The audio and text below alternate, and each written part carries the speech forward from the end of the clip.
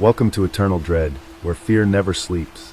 Tell us where you're watching from, and what time it is, because terror has no limits. If you're brave enough, share and comment, but beware, something might be watching you too. Now, turn off the lights, and let the dread begin.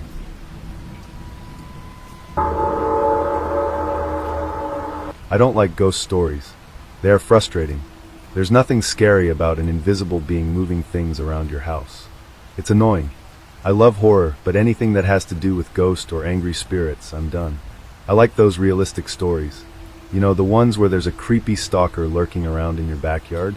Or maybe you think you're going crazy, but it's really some lady living in your house that you weren't aware of. I mean, what's a ghost going to do? Fade into a wall? Make moaning noises at 3 o'clock in the morning? Just shut up, you know. Ghosts are dumb. But a person? They can do anything. Leave notes in your mailbox.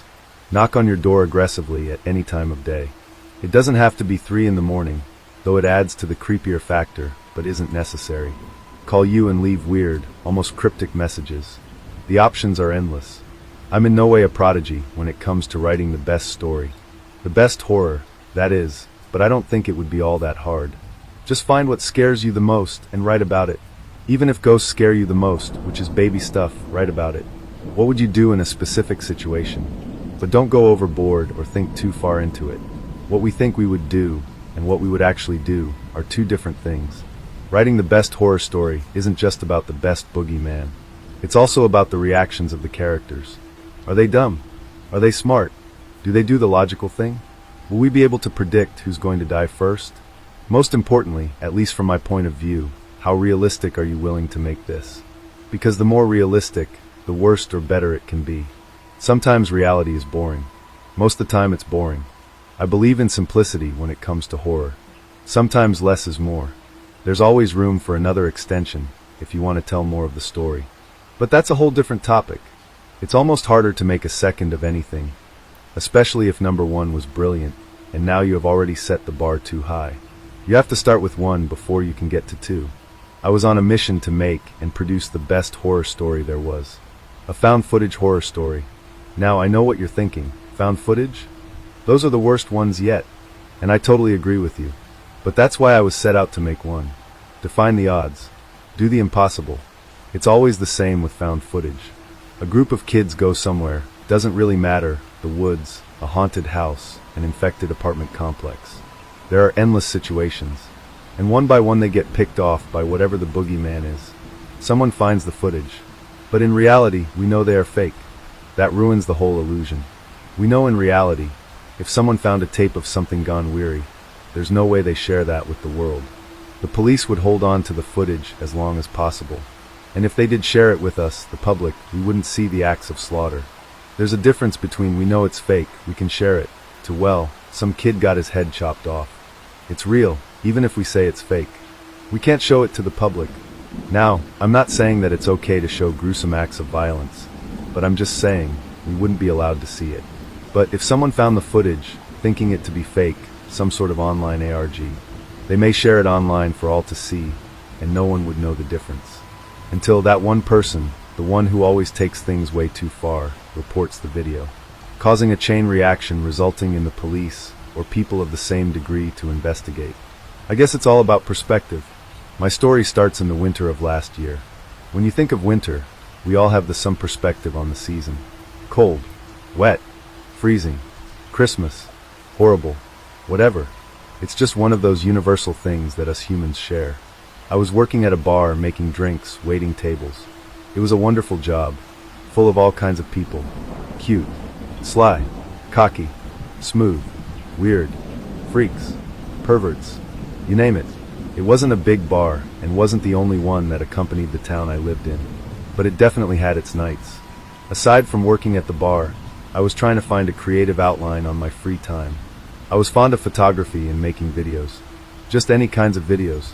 It didn't take me long to find out that YouTube was a great outlet for creativity, so I invested my free time into it, making content about the strange and unusual, going nose deep into this pit of wonderfully creepy things that people seemed obsessed with. For a whole year, I stuck at home, searching the web for anything that was just a bit out of the norm. Murderers, stalkers, unexplained events, weird glitches in our matrix. but never ghosts. I just hated ghosts. Anytime someone recommended I go somewhere that was labeled haunted, I just couldn't take the conversation serious afterwards. What was people's fascination with ghosts? They weren't scary. They were stupid. Unfortunately for me, my close friend Patrick convinced me to go with him on a hunt for a certain grave. This grave sat in the middle of the woods, and it was supposed to be haunted. You had to go at the witching hour if you wanted to experience anything. So we did, you know. If you don't agree, sometimes you have that chance of being called a chicken. I wasn't a chicken. We got to the wooded area around midnight. Why so early?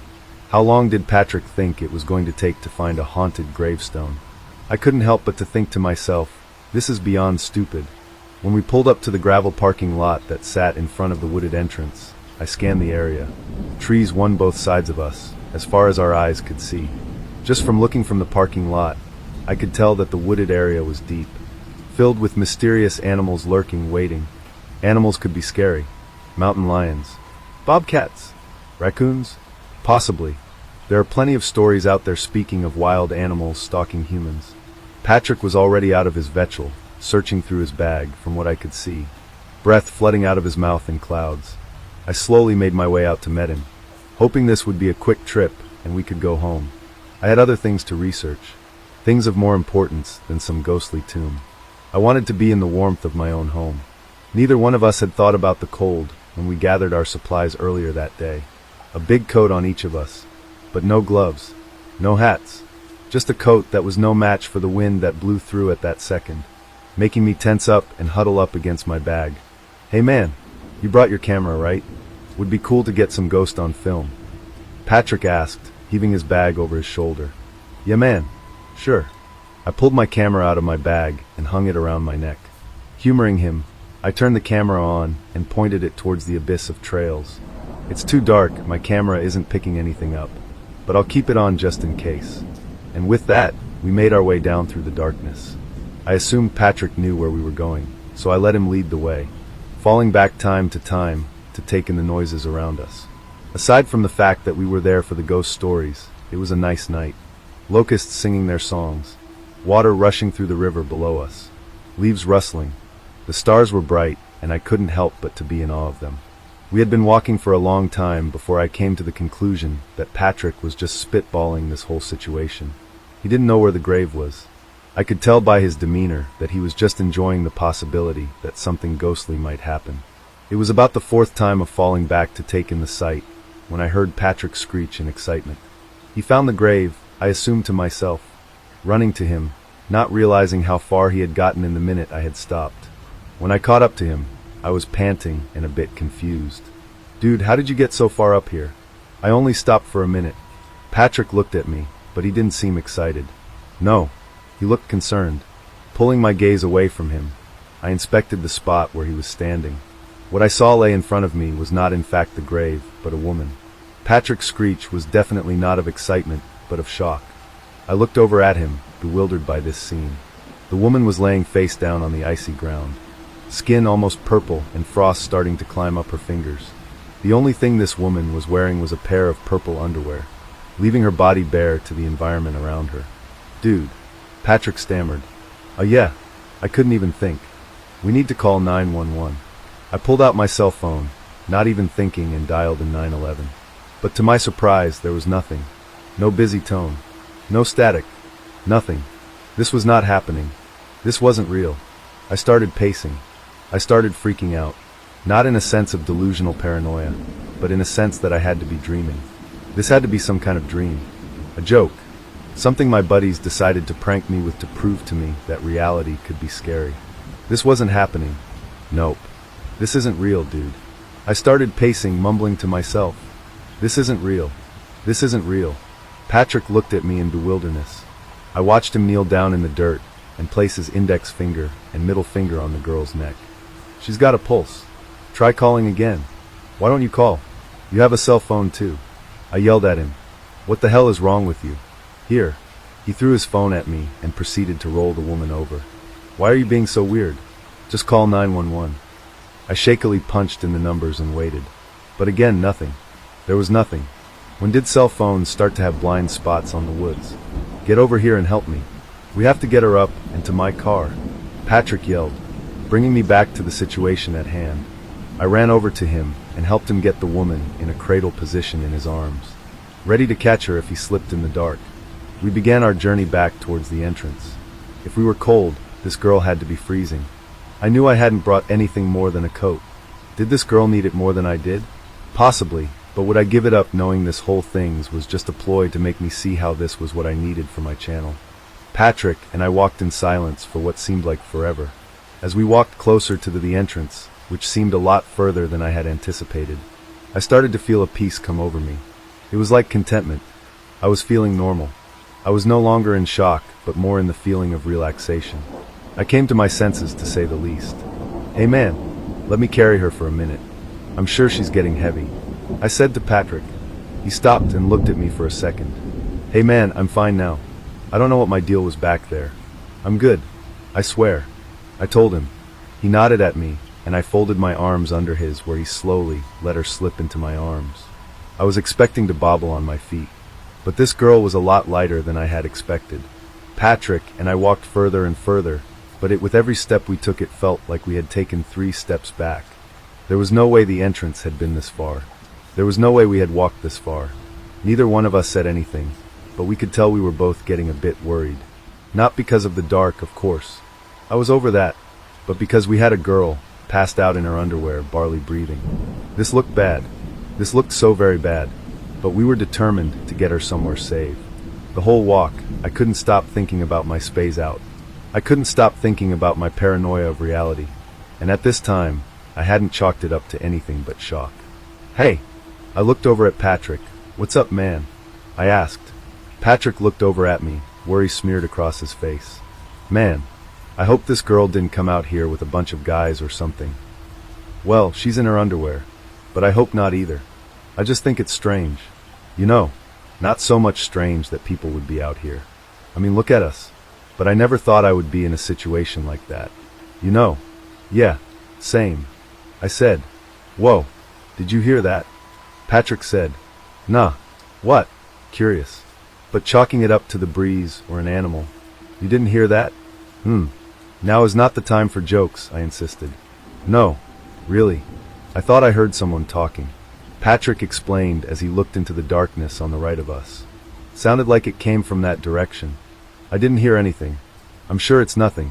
Hey, dude. Finally, I proclaimed, nodding towards the entrance. Man, see if your phone's got service. You still have my phone, Patrick said, still looking towards the direction of the voices he claimed he heard. Ah, shit. It's got to be in one of these pockets. You better not have dropped it. You'll buy me a new one. Take the girl and I'll check. Stopping to give Patrick the girl, I searched my pockets, noticing at that time that I had dropped my camera in the process of shock that I had experienced earlier. But thankfully I hadn't dropped neither of our phones. Patrick was still glaring off into the abyss when I pulled my eyes up towards him. Man, what are you doing? There wasn't anyone talking aside from us, I assured. Yeah, you're probably right. Hearing him, I pressed the numbers for 911 and was filled with joy when the operator came through. Explaining the whole situation, she took our information and made it clear that people would be waiting for us outside of the hospital. This girl was getting help. We helped this girl. Aside from the basics needs the operator told me to watch for, I felt very proud of ourselves and happy that this girl was going to be okay. I think I was more thankful when we actually approached Patrick's car with no trouble. Patrick, on the other hand, looked confused. Dazed almost. I didn't ask him about it. I should have, but I didn't. I just thought shock was taking him over, and he would be better when we got this girl somewhere safe. But he wasn't. When we got to the hospital, we explained the whole situation to officers who were waiting for us. They didn't seem to suspect us, but I'm sure it still looked bad. I wanted to stick around and make sure the girl was safe, but the officers insisted we go home and get some sleep. Let the shock wear off, and if they had any questions they would contact us. We did everything we could do, but it was far from over. I was on my third beer and second joint when the old man walked into our campsite. The sites along the edge of Crimson Valley weren't exactly protected. Like most campsites, our perimeter was a line on a map in a Parks and Rec office. So when the old man approached us, we figured it was an honest mistake. Oh, sorry, I said. This is our site. The man showed us his hands, as if to say, "I come in peace." "Oh, don't mind me," the man said. "I just wanted to get in on this little party." We laughed as I hid the joint behind my back. This was rural Virginia, after all. "Not a party, just a get-together," Jenny said. "I love a get-together," the old man said.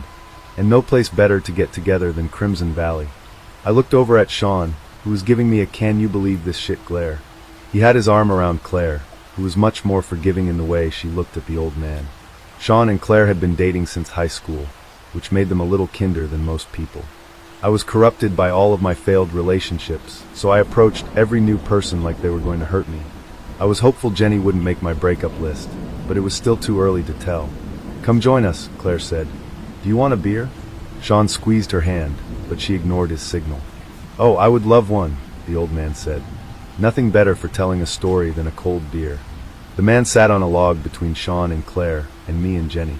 He had a long, gray beard and soft blue eyes, like he had spent too long staring at the sun.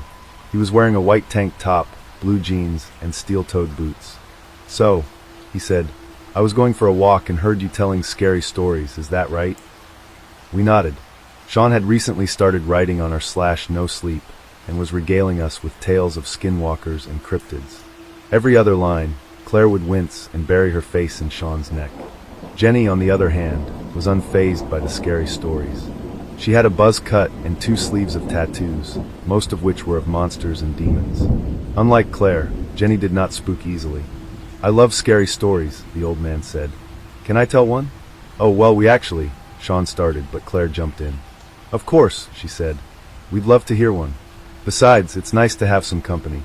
We thought Crimson Valley would be more lively," the old man said. "Yeah," Claire said. Around us, the valley was silent. Online, they said Crimson Valley was nearly impossible to get a sight at. But when we called the office to book, we had no issues. In fact, the woman on the phone sounded relieved. "Well, my story might help answer some of your questions," the old man said. "May I?" Sensing no way out of the encounter, we nodded. Personally, I wanted to impress Jenny with my own scary story chops, but I guess that had to wait. "All right then," the old man said. It all started 71 years ago today. It was a muggy summer morning, the kind that brought flies out of hiding. The man, who we'll call the farmer, had a lot of sewing to do. The farmer was a drunk, like many men in that time. On this particular morning, he was violently hungover. Legend has it, he was up all night puking in the outhouse. When the sun came up, his wife came out and started banging on the door. Bang! Bang! Bang! "Farmer, get out in them fields," she yelled. The farmer's wife was a big, scary woman, with fingers thick as broomsticks. Like so many women in that day, she worked just as hard, if not harder, than her husband, doing the hours of labor required to keep a struggling farm above water.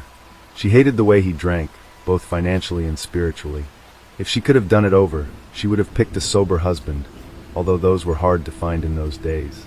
Or maybe she would have gathered some of the other spinsters and made her own farm. She was always fonder of women than men. But it was the 50s, and Crimson Valley was like any other small farming town. If something's worked before, it'll need to work again. The farmer's wife was at her wit's end when the farmer emerged. He pushed by her, stumbled to his tractor with puke in his beard, and got to work. As the engine rolled and he rode into the valley, he had a strange feeling in his gut. See, the farmer's wife had forced him to get one of the new motor-powered tractors.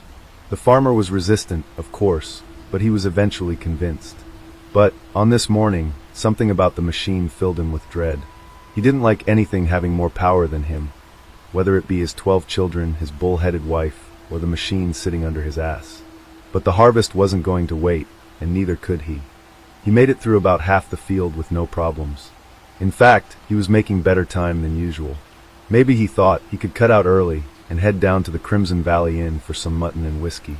And maybe he would try his luck again with the innkeeper's daughter, a tall, skinny girl just shy of 20. Sometimes they'd talk about the weather. He loved the way she said the word rain, like she adored its power. He knew he had kissed her once, although he couldn't quite remember it. In fact, he was trying to remember that kiss when he took a long, peaceful yawn. That's when the fly flew into his mouth. As it hit the back of his throat, the previous night's sickness came rushing back up. He leaned over the side of the mower to vomit, but went too far. His legs flew above his body and fell down toward the wheels. The drag harrow, which was the sheet of hooks that drags behind the mower, could not see the man fallen down in the field. It moved forward, as machines do, blissfully unaware of the farmer in its path. The hooks didn't do much as they passed over the man. He felt their spiky little hands, but they merely grazed him. He yelled out, cursing the machine his wife made them buy. Lying on his back next to the deafening sound, he waited patiently for the drag harrow to pass him by. He stared at the sun for a moment, thinking back to his kiss with the innkeeper's daughter. Then, all at once, the sun disappeared. He first felt the pressure in his neck, which was strange. Then the sensation hit his ears, and then his eyes. It wasn't quite painful. Instead, it felt warm. He tried to reach up and move whatever was blocking his vision, but he couldn't. His sleeves were caught in the hooks. As he worked to shimmy them off, he realized he was moving along with the tractor. Then, he felt the pain and realized the source of his troubles. There were hooks in his eyes. As the machine dredged onward, the pain grew astronomical, like fire swallowing a barn. The farmer screamed and prayed and cried. But no one heard him under the wail of the machine. With each passing second, the pain in his neck multiplied. It felt like someone was pulling his vertebrae apart one by one, the same way you'd pull wool. It went on like that for 2 minutes, which, to the farmer, felt as long as his entire life. Then his clothing ripped, causing the hooks on his sleeves to unleash. But the ones in his eyes remained. They were too deep to be undone. He only made it a few seconds. The pain reached a new level. He heard something tear, then felt a pop. The tractor made it all the way back to the farmhouse, rolling to a stop against a fence. The farmer's wife walked out, ready to yell at her lazy husband for failing to put the machine in park. But when she walked to the tractor, all she found was her husband's head in the chains. His mouth stretched in a scream, his face frozen in a look of unbelievable terror. And then there were his eyes. For the rest of her days, she would never shake the image of her husband's gouged-out eyes. When the old man finished his story, he took a long drink of his beer, then tossed the empty bottle in the fire. Claire started clapping. "Scary," she squealed. "That was really good," Sean said. "I would definitely watch that movie." "I hope the farmer's wife had a beautiful, lesbian relationship after that," Jenny said. "The farmer deserved to die. He was a creepy drunk." "Jenny, no one deserves that," Claire said. "He wanted to hook up with a teenager," Jenny said. We all laughed, including the old man. As much as I hated that he crashed our party, I did think it was a good story. "Yeah, that was definitely scary," I said. "Anyone want another beer?" "Yeah, grab me one," Sean said. "Me too," Jenny said. "I'm good," Claire said. I looked at the old man. He shook his head. "None for me," he said. "Sounds good," I said, then stood up. But when I tried to walk over to our cooler, something stopped me. I couldn't move my leg. I looked down. There was some sort of metal cuff on my ankle. I tried to shake it off, but all I heard was the ring of a chain. "What is this?" I asked. Claire, Sean, and Jenny looked at it and laughed like I had gotten tangled in some brush. But when they saw what it was, they looked confused. Sean stood up to help me, but fell forward. "What the?" he said, looking back at his ankle. Claire and Jenny looked down too. The cuffs were on all of our ankles. "How did this happen?" Jenny asked. We were all standing now, doing our best to shake off the chains that were now on our feet. No one was laughing anymore, except the old man. He stood up and took a step back, just out of our reach. "I guess I should have finished the story first," he said. "You see, after the funeral, something strange happened along the path that the farmer had been dragged in. On that specific line, the crops were incredibly fruitful. The corn grew 3 times the normal height, like something out of an old fable. Panic filled my body. Instinctually, I picked up a stone and threw it at the old man. It missed his head by an inch. He didn't even flinch. "Let us go," I demanded. "At first, people thought it was a coincidence," he said. But the next year, the crops didn't grow at all. Not a single ear of corn throughout the valley. It was like the dirt had grown accustomed to the taste of blood. Our town nearly went under. Then, the farmer's wife had an idea. "Sean, do something." Claire screamed. I looked over at Jenny. She kept her focus on the fire. Her teeth were chattering. "We can pay you money," Sean said, standing up. "My dad's a lawyer." "What do you want?" $10,000? A figure appeared behind Sean. I couldn't make out its face in the darkness, but I could see its arm wrap across Sean's neck. The movement was quick, almost graceful. I saw the line, and then the blood. Something handed the figure a bucket, which it placed under Sean's slit throat. He looked at me, his face frozen in shock. He tried to speak, but all that came out of his mouth was more blood. I looked at Claire. She didn't scream. Instead, she laughed once, like her brain had misfired. Then, another figure descended on her. This time, it chose her stomach, jamming the knife 3 times into her belly button. She moaned in agony, then collapsed toward the fire. 2 figures lifted her body and placed her over a new bucket. Her hair, tangled in the logs, quickly caught on fire. But she didn't make a sound. Now, I could make out the figures a little clearer. They were dressed in long black robes, their faces covered by hoods. I went to pick up another rock, but something grabbed me. It held my arms behind my back and forced me down onto a log. The figures from the other side of the fire moved toward me, their curved blades pointed forward. To my left, I heard Jenny scream, like her brain finally caught on to what was happening. I heard a few more knife plunges, then the trickle of blood in the tin bucket, then nothing at all. As Jenny fell into the dirt, the old man walked toward me. "I know this is difficult, son," he said, "and you might want to blame me, but I am not to blame." "Pete, please," I said. My head was spinning. "Why didn't you feel the chains on your feet? Why didn't you hear them approach?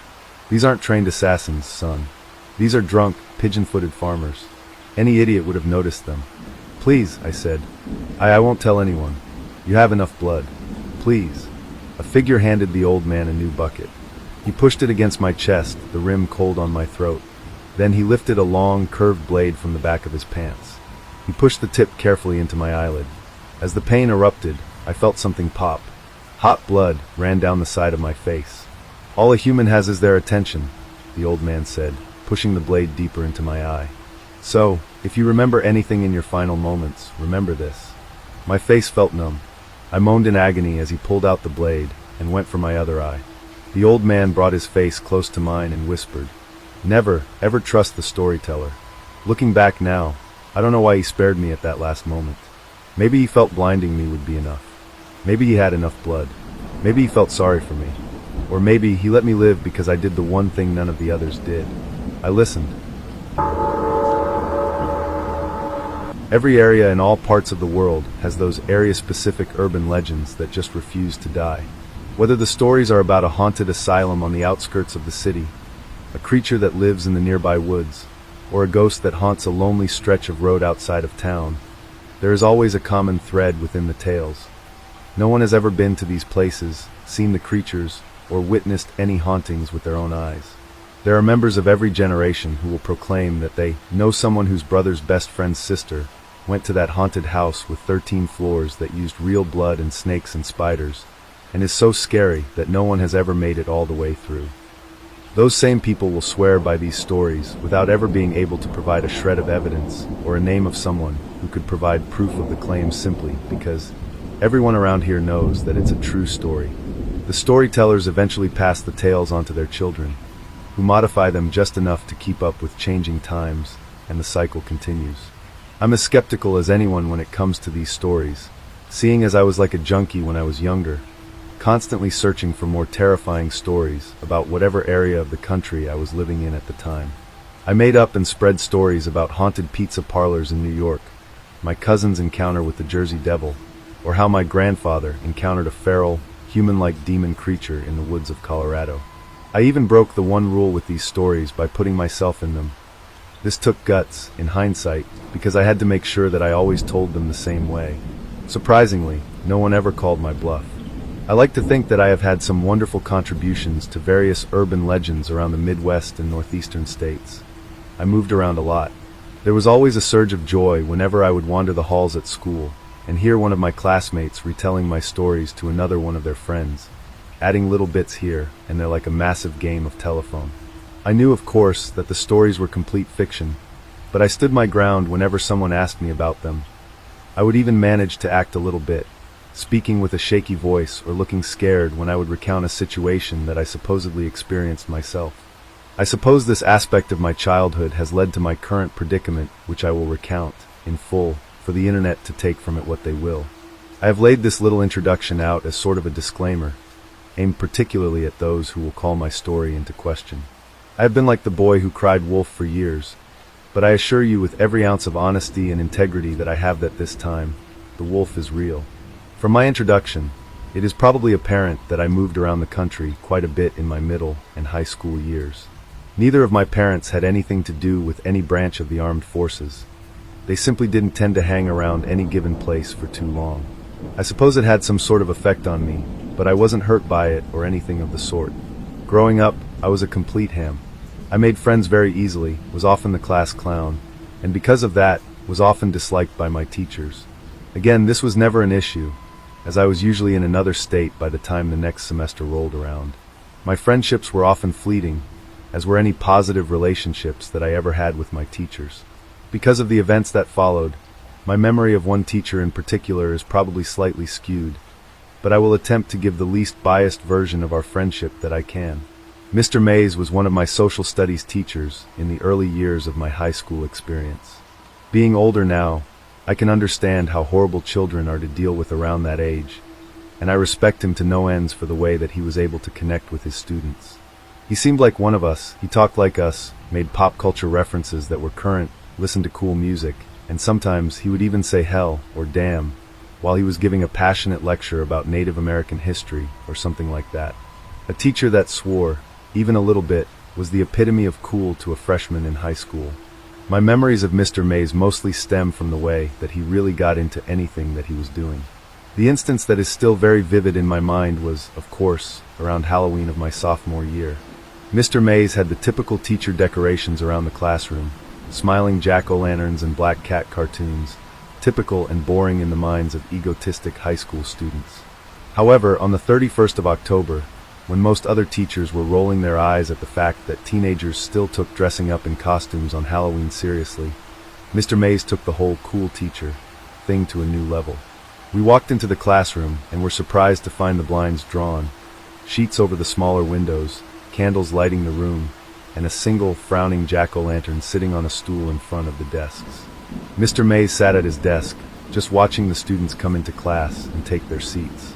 He didn't have to ask anyone to be quiet, because the moment everyone walked into the room, they were either too excited to care about petty conversations or too confused to bother with them.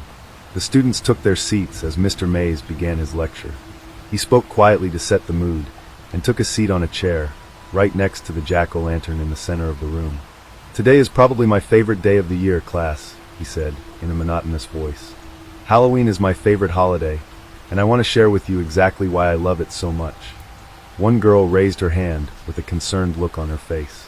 "I'm pushing the due date for your papers to next Tuesday," said Mr. Mays, without bothering to look at the girl, who slowly put her hand down, looking around at the other students with a hint of embarrassment. The class erupted in quiet cheers, and Mr. Mays waited for the inevitable silence. He began his story immediately after the class had calmed down. I will attempt to recreate the amazing story that Mr. Mays told the class that day. The way in which he told this story rendered the horror junkie speechless, and the rest of the class terrified. The same girl that had raised her hand to ask about the paper was holding her knees to her chest by the end of it, a look of terror on her face. The important thing to know was what the story was about. The specifics slip my mind now and aren't too relevant. I'll try to recount the parts of the story that matter the most, but don't hold me to it. Basically, Mr. Mays and his friends set out on a road trip around the country after graduating from college. They took a truck, loaded it with camping gear, and set out to sightsee for the entire summer. The group went from the Poconos in New Jersey, down to the coasts of Florida, New Orleans to California, and up to Washington. From there, they went to the Rocky Mountains in Colorado, and then back home to New York. This concept of the freedom to travel anywhere had the entire class hooked in an instant. Mr. Mays was the coolest teacher ever in my eyes.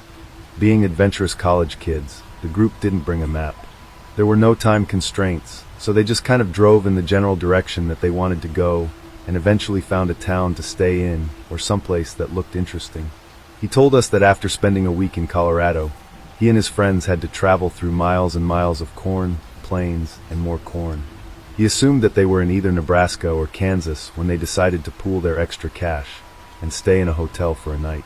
They settled into a motel in some town that Mr. Mays could barely remember the name of when one of his friends realized that they were somewhere near his grandfather's farm. He wasn't entirely sure where it was, but being adventurous college kids, they decided to get a quick refund from the motel and try to contact the friend's grandpa. They were unable to get a hold of the grandpa on the phone, so the group figured it would be fun to just show up. Mr. Mays' friend was adamant that his grandparents would take them in and feed them without a moment of hesitation. So, the group set out with an hour of sunlight, seeking the salvation of a comfortable house to stay in. In Kansas or Nebraska, wherever it may have been, there aren't a whole lot of natural markers that could guide lost travelers. Any directions given to someone who didn't live around the area basically amounted to go up a couple of miles to the corn, take a right, and go down a dirt road to the other corn. There should be some wheat on your right. So, as is the case in most scary stories, the group got lost. Never wanting to admit defeat, they drove into the night, making wrong turns every 5 minutes until they found themselves on a wooded road that Mr. May's friend was certain that his grandparents lived off of. Mr. Mays described the road as basically a dark path to hell. I wasn't entirely sure how true this was, because he got very excited and a bit ridiculous with his explanations of the trees that almost tried to grab the car, and the red eyes of countless animals looking at them from the darkness. Regardless, the typical horror tropes worked on most of the class. Everyone was terrified. So the group of guys drove on this dark road for about 15 minutes before they came to a clearing and a small building with lights in it, and what seemed to be a silo. They figured that, at the very least, the people who lived here would be able to help them find where the guy's grandparents lived. The whole idea of everyone knows everyone in these hick parts of the country fueled this hope. They pulled the car up near the building, realizing when they were out of the car that it appeared to be like the kind of places where one would store a whole bunch of chickens, not a home. Still, the lights were on, so they figured they would give it a try. They approached the building as a group, looking in the semi-open sliding door to find a big, empty room. Hanging, fluorescent lights lit the room like it was daytime, and they couldn't see a soul. There were no cars, but one of Mr. May's friends was convinced he'd seen someone as they pulled up. So they decided to go inside and see if there was an office or something where someone might still be working. Why else would they have this huge place lit up like that?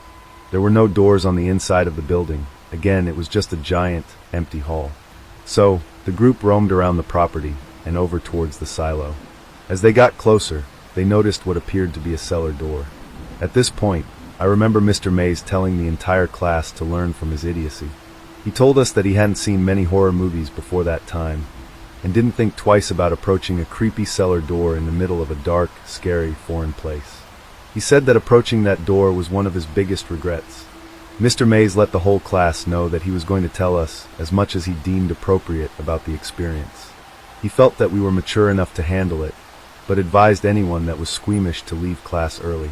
Several students quietly gathered their things and walked out the door, a couple of them being stoners who saw this as an opportunity to smoke behind the school before their next class.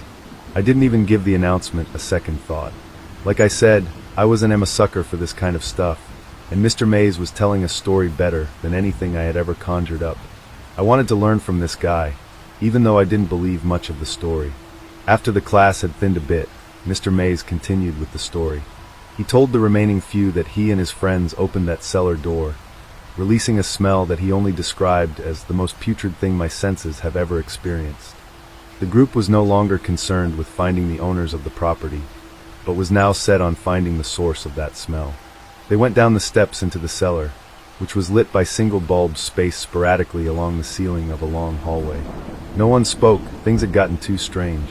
The walls were lined with metal sheeting, similar to the roofing on farms.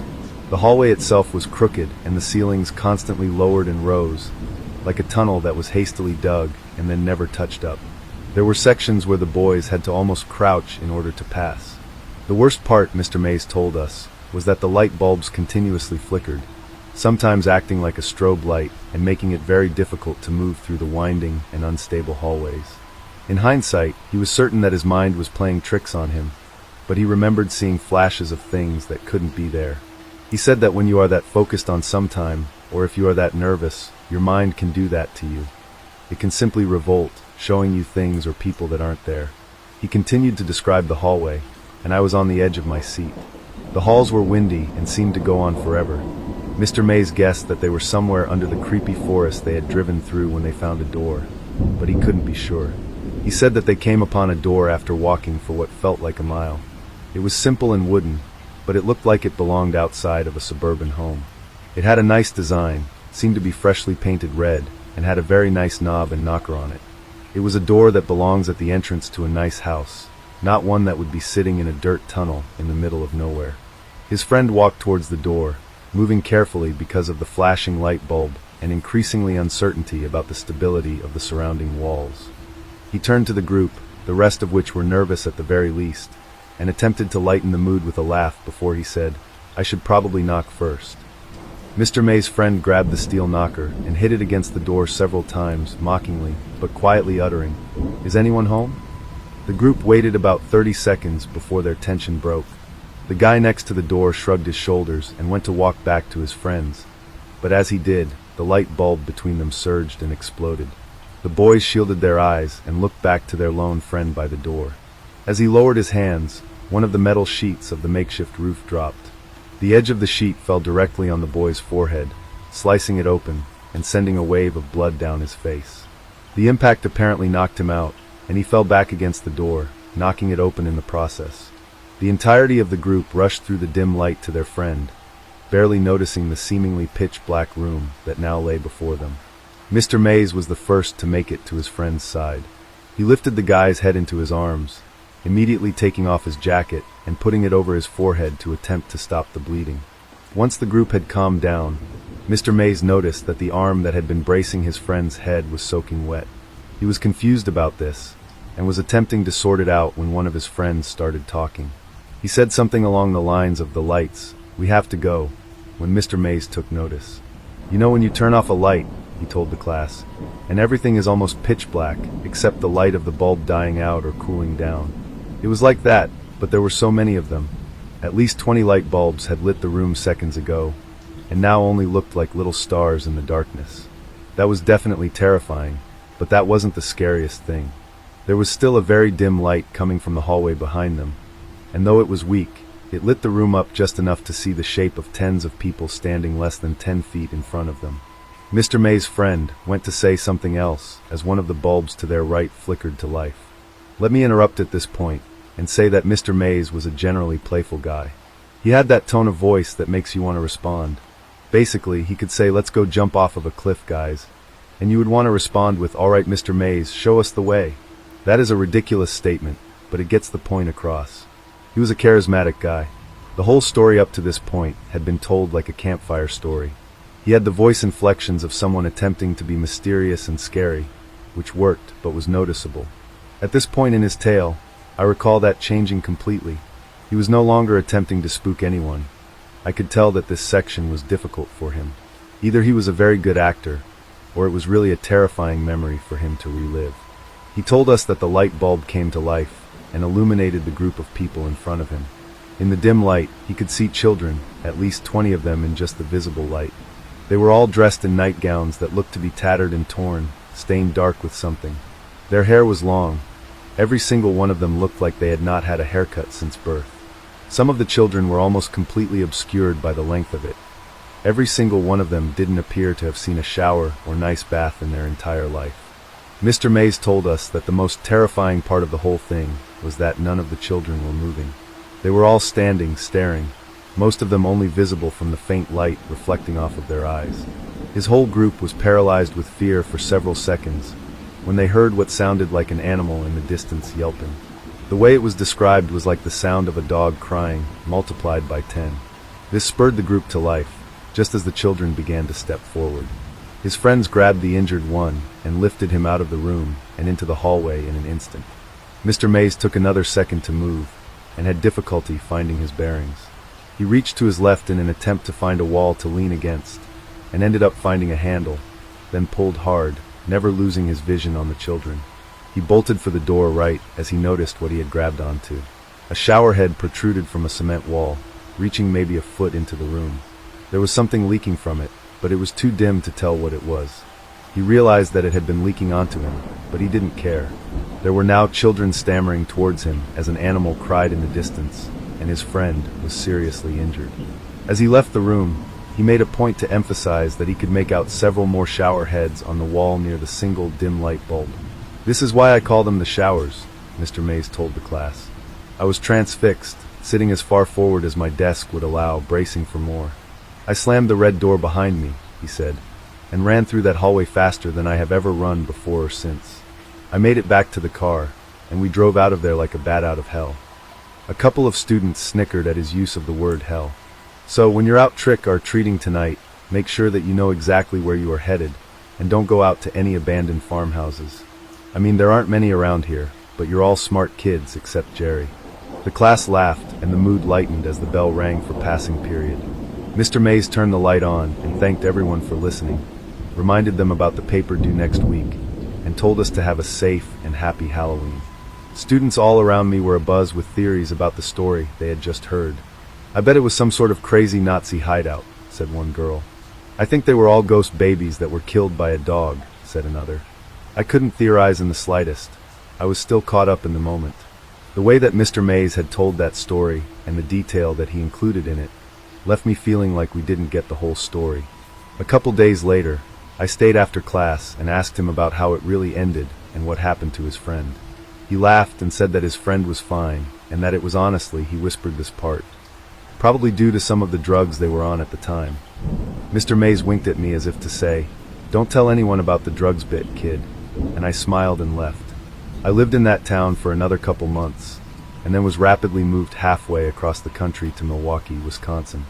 I twisted the story around and told it around campfires as I got older, and it was always a hit, but I always changed the ending, letting the friend die of blood loss or from being dragged away by the children. It wasn't until college that I got a chance to talk to Mr. Mays again. I went to college in northern New York, not for any reasons associated with this story. College was a fun time for me. I continued being the same ham that I had always been. It wasn't until sometime around my junior year that I ran into Mr. Mays at a bar that I frequented. Initially, I couldn't be sure that the person I saw laying with his head buried in his arm at the bar was Mr. Mays. The only trait that grabbed my attention was a sweater that he used to wear on his birthday during class. The shirt simply read, "I'm the birthday boy." I told my group of friends to grab a table and that I would join them in a second, then walked over to the man at the bar. "Mr. Mays?" I said, and the man looked up. The man took a second to look at my face before he smiled, put a hand on my shoulder, and said, "Hey there, son. How have you been?" I could smell some strong whiskey on his breath, and his cheeks were flushed. The look in his eyes told me that he was 3 sheets to the wind, and probably had no idea who I was. "Mr. Mays, it's Jack. I was a student of yours for a couple semesters about 6 or so years ago." His face changed a bit, and a genuine look of recognition set in. He took a calmer tone, smiled, and said, "How've you been, Jack?" We talked for a solid 20 minutes. I told him what I had been doing for the last several years, and he told me. Apparently he was still teaching at the same school doing the same old shtick, as he called it. I asked if everything was all right, and he said that they were as good as they ever have been or were ever going to get. It took me a while to realize that I was an adult that was having a conversation with another adult. Every time I had spoken to Mr. Mays previously, I had been in the student-slash-teacher relationship. But now, I was just a guy having a drink with a friend at the bar. My friends eventually left, and I continued to drink with Mr. Mays. He told me all about his divorce and his kids, things that I never would have asked or cared about previously. But now I cared. He was a real person to me, not just an idol anymore. This was a guy who had real problems, not the infallible teacher that I once thought he was. It had been several hours before I even brought up his story about the showers. I told him all about my history with urban legends and scary stories, and he just laughed. When I mentioned the story that he had told us years ago, he almost seemed uncomfortable. He finished his whiskey, signaled for another, and then turned to me and got very serious. "Listen, Jack, I don't know why I kept telling that story year after year." His words were slurred, or my hearing was messed up. We were both sufficiently blitzed at this point. That was what my therapist told me to do when I was younger. I had to tell people it, to come to grips with it, or some shit. He took a big swig of his drink. "Wait, your therapist?" I said. Mr. Mays laughed heartily and looked at me. "Of course, Jack. You think that something like that wouldn't fuck a person up?" I was confused, but smiled nonetheless. Things had just gotten very strange. "But, I mean, you said you were all on drugs or something, right? No one was too terribly hurt. You were all okay, right?" He got almost cartoonish with his sadness in the next several seconds. "Of course we didn't, Jack. Why do you think I'm here right now?" I was puzzled, quickly filled with 1,000 questions that I wanted to ask him, but I let him carry on. "Tim fucking, he didn't make it, Jack," he laughed. His laugh turned suddenly to tears. "Fucking took him, they did. I don't even know. Cops told us we were just drunk, that he wandered off and got taken by the wildlife. He didn't know. He didn't see it, Jack." I was absolutely stone-faced at this point. Mr. Mays was carrying along like I knew the actual story, but I didn't. His friend disappeared. I didn't know. I wish they'd have found the body, though. Then we could have shown them, he sighed. That's a bad place, Jack. I don't know anything else to say. It's a bad place. He carried on for a couple minutes more about his friend and the fun that they had before they went on that trip, and I let him talk. It was only a few minutes later that his phone rang. "Hello, sweetheart," he whispered into the phone. "I'll be out in a second." I yelled, he gagged. "Oh, you baby." The person on the other end hung up the phone, and Mr. Mays got up to leave. "It's been nice seeing you, Jackie. You've got a good head on your shoulders, boy. Make sure you use it." He began to walk out of the bar. "Mr. Mays," I yelled after him. "Yeah, Jack?" He turned back towards me. "Where'd you say all that showers business took place?" "Where? Hell, didn't I mention it? It's somewhere outside Broken Bow, Nebraska. Fucking hell on earth, if you ask me." Mr. Mays walked out of the bar after waving to me, running into the wall before eventually finding the door. That was the last time I would see him. I'd never be able to tell him the impact that he had on my life, or rather, the impact that his story had on me. He'd never know about the trip we took after graduation, almost mimicking the one he and his friends had made. He would never know that the things he saw at that place were real. Why? Well, he died about a month later. His liver failed on him. It's all right though, because his family was with him in the hospital room. He got to die around people that cared about him, and that is all I can ask for a man like that. I experienced that place too, several years later. That is where my story turns. The following is the story of how I came to find the showers, and why I will never, ever go anywhere near Nebraska ever again. I'll finish this story when I'm sober. The memory is clear enough. I used to spend a lot of time at my grandma's house. She didn't quite raise me, but with how often my mom was in and out of jail or rehab, she may as well have. That's not to say my childhood was bad though. Maybe it wasn't as good as some had, but I got to spend a lot of time with my cousins when they visited. The house was in a beautiful spot on the edge of the woods, and Grandma really knew how to cook. I enjoyed my childhood, and no one can take that away from me. In fact, I really only had one truly bad experience in the years I spent at my grandma's house. The day started out better than most. It was in the early summer, so I was out of school, and the days hadn't gotten unbearably hot yet. My two cousins, Thomas and Isabel, had spent the previous night at Grandma's with me. We woke up all strung out on the couch in the family room, because we'd stayed up the night before watching a bunch of old movies. After a hearty pancake and sausage breakfast, we went to the pool, and then back to the house to play near the woods. That's when Grandma started calling for us from the back deck. She chastised us for leaving VHS tapes all over the family room floor and not cleaning up after ourselves. "Can't we clean up after our game?" we pleaded. "I'm going out to drop off some things at your grandfather's work. Then I'm going to the store for supper ingredients. If I get back, and that room isn't clean, We know, Grandma." We called back. She clicked her tongue at us but smiled and walked to the car. I don't remember all the games we were playing, only that my younger cousin, Isabel, stopped wanting to participate because we were spending too much time in the woods. They weren't scary or anything. The coniferous forest was always magical to me. In the autumn the woods were filled with pine cones and acorns for me to collect. In the spring it was populated by herds of young white-tailed deer. And especially in the winter the snow coverage made my grandma's backyard look like the cover of a Christmas CD. Isabel loved the woods as much as Thomas and I did, but for some reason today she kept her distance. Regardless of her hesitation, we would have headed in anyway, because soon dark gray clouds began to roll in from the hills. The water droplets began to cover the windows as we shuffled through the piles of VHS tapes we'd left on the floor. We hadn't watched most of them the night before, but like young kids do, we'd taken a bunch out and left them scattered looking for ones we could agree on. Isabel was only 5 and couldn't really read, yet so it was up to Thomas and I to match most of the tapes to their proper cases. In case you didn't grow up around them, most of the VHS tapes were black. That was the standard color.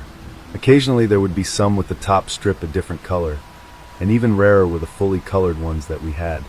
I say this not just to recall a bit of nostalgia from an age of simpler tech, but also to highlight why what happened next was so strange. You see, with how rare colored VHS tapes were, we knew exactly which ones we had. 2 orange ones and a blue one. Ironically, the blue one wasn't Blue's Clues. That was one of the orange ones along with Rugrats. The blue one was Monsters Incorporated. But that afternoon, as the storm really started to lay in thick, and the view out the windows was obstructed near completely, Isabel handed me a tape and asked me which one it went to. I was confused not only because I had never seen the dark red VHS tape before, but because the writing on the front was something I couldn't read. "Hey Thomas, check this out. Can you read it?" Thomas looked as confused as I was. Indeed, neither of us had remembered ever seeing the VHS before, and we wouldn't have forgotten such a distinct hue. Thomas assured me I wasn't crazy, and that the writing on the tape couldn't have been English. We decided we'd watch it to figure it out.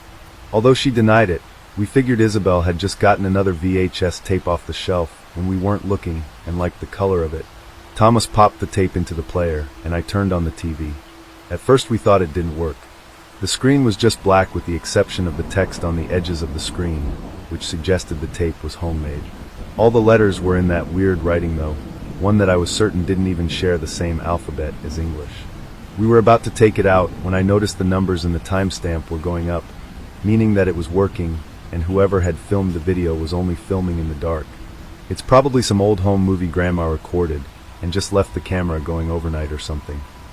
Why would it be written like that though? Maybe we should just rewind it to find out. I agreed with Thomas that rewinding the tape made the most sense. I hit the button on the player, and went to sit back on the couch next to my cousins. I had expected the tape to take a while to rewind, considering the working theory was Grandma leaving the camera on overnight. But not long after I settled in, I heard the distinctive click of the tape reaching the beginning. Thomas and I shared a confused look as I got up again to press play.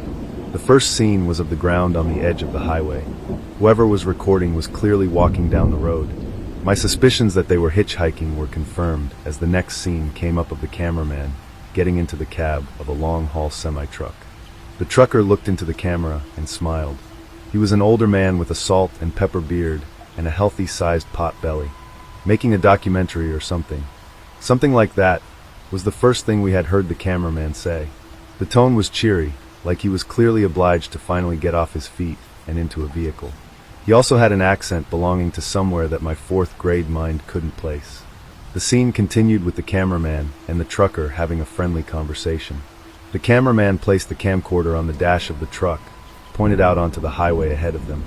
It didn't take long for us to get bored at this, and I decided to fast-forward the tape. The scene lasted some time, and I watched the sun on the horizon dip below the tree line and the cool evening sky take place on the screen. Then the camcorder began to shift, and I stopped the rewind. The camera turned to film the trucker as he walked into a gas station in the middle of nowhere. Or so I thought. "Hey, that's the truck stop on the edge of town," Thomas said. I looked more closely and realized he was right. It was the truck stop a few miles out of town that Grandma would always stop at to fill up and get snacks whenever we'd go on road trips. As soon as the trucker got into the shop, the cameraman began to search through his belongings. He unzipped duffel bags and opened shelves, pocketing random things as he went. I hurried to sit back down on the couch next to my cousins so that I could get a better angle of the screen. It wasn't long before we heard a "what's going on" from the screen. The trucker had returned and wasn't happy to see what his guest was up to. A skirmish broke out between the cameraman and the trucker. At least that's what I gathered, as the camcorder was dropped almost immediately, so all I heard was the noise of a brawl as the screen showed the dusty underside of the passenger seat. The sounds of the fight went from unnerving to disturbing quickly. Neither was screaming or yelling anymore, but one was unmistakably choking, gasping for air and struggling to breath. The screen began to shake to the rhythm of one of the men kicking the passenger seat, clinging on to a hope of life. Isabel grabbed my hand and whispered, "I'm scared." "It's okay," I assured her, not very assured myself. "It's just a scary movie. It's not real." Isabel buried her face in my side, and I welcomed the contact. I grabbed Thomas's hand and squeezed. We shared a look that signaled what we both knew. If this was a horror movie, why was that the truck stop we knew so well? The noises on screen stopped. Isabel began to lift her head to look again, but I held her head in place. The cameraman fished the camcorder from under the seat and pointed it straight at the lifeless truck driver. Thomas and I screamed. He lay awkwardly on the mattress of the cabin. His face was purple and his eyes were bloodshot. Then the camera turned, and for the first time we saw the identity, or lack thereof, of the man behind the film. He wore a wooden face mask. It was fashioned to look like an old man with a big, bulbous nose and sad, wrinkled eyes. Gray yarn was attached around all of it to give the impression of long disheveled hair and a matching beard. The scene cut. Now it was nothing but trees. Isabel asked us what happened, but we didn't speak. She fought me to see the screen again, and this time I didn't resist. Trees. Nothing but trees and dirt, and then it hit me. It was all too familiar. The grass, the trees, the pine cones and acorns. It was the woods behind the house. My gaze darted out the window to the treeline. The heavy rainfall distorted the forest. What I once considered to be a wonderland was now a mystery. Then I heard Grandma. But not from the front door, not from the hallway, from the screen. Thomas gripped my hand so tightly it hurt. Isabel began to tear up. "I'm going out to drop off some things at your grandfather's work." My heart dropped. The camera's point of view was from the woods, looking into the backyard. It focused on the deck where my grandma spoke to us, and then panned down to show me. My heart began to race as I saw the back of my head on the TV in front of me. Thomas stood next to me, and Isabel looked right into the camera. She looked confused, as if she didn't know what she was seeing. On screen, Thomas and I began to play tag, and I witnessed the moment in my life I came closest to death.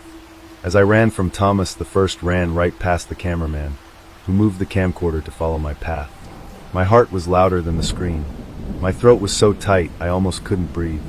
Then the cameraman began to move, not towards us but towards the house. He filmed as he made his way right into the family room.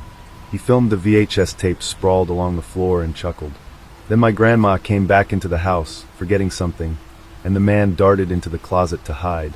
"Thomas," I whispered. He looked at me, and the same realization dawned on him. The screen was black, the same black screen that we saw when we first put the tape in. But worse than that, the closet he hid in was the same one I had been standing next to so many times today. Every time I got up to rewind or fast forward, I was only feet away. Thomas and I looked over at the closet now, and we saw the door ajar, and in the darkness, a wooden nose and frayed gray yarn. All I remember was screaming and running as fast as I could with Isabel and Thomas next to me. We hurried up to the second floor, then into the attic. We hid away in a crawl space and prayed the man wouldn't find us. After what felt like hours, we heard footsteps. The creak of movement up the old, wooden stairs. I closed my eyes and sobbed. The door to the crawl space opened, and we all screamed. "What has gotten into you three?" asked my grandma. And the whole world came back. We stumbled over our words explaining it to her. I doubt she understood, but she took our testimony seriously. Grandma opened the gun safe and pulled out one of her husband's rifles. "Stay here and I'll be back." It didn't take her long. Once she was sure no one was in the house, she got us and had us recall our story on the couch of the family room. I think she believed us, but the police couldn't do anything. The closet was open, but there was no man in a wooden mask. The dark red VHS tape wasn't in the player, and no trace of him was found in the woods. It took a while, but life returned to normal. School was back in session before I knew it. Homework began to take more importance in my mind than that afternoon. Pretty soon it felt surreal, and as I got older I began to doubt if what we saw was even real. Only 3 things told me that it was though. Isabel and Thomas had always recalled the exact same scenario I had. When we got older, my grandmother had admitted that a murder had taken place at the truck stop not long before the incident. And the 3rd thing happened most recently. I have it again. I'm now older. I live alone in a different town, but just this afternoon I got it. Outside of my door was the same dark red VHS tape. I have called the police, and in the meantime I sit here writing this story down, while simultaneously looking behind my back every few seconds. And at the same time I can't help but glance at the old VHS player on my TV stand. I don't know if I should watch the tape.